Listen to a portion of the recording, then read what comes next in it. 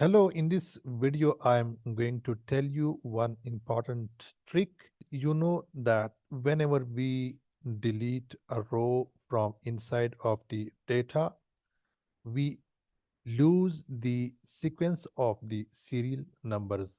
Like when I click on this row number 5 and get it deleted, you can see that the fourth number has also been deleted. So in order to keep the sequence of these serial numbers after getting deleted the data, I'm going to tell you an important trick.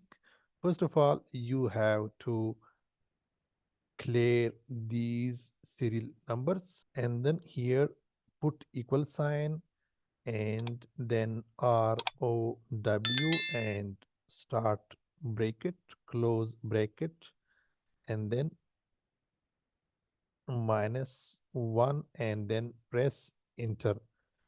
After this, click on this row and drag the serial number to draw it to the down.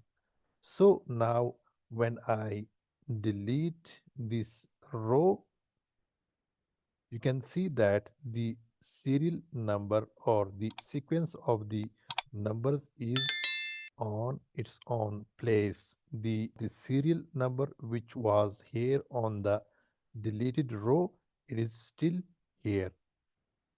Thank you for watching this video.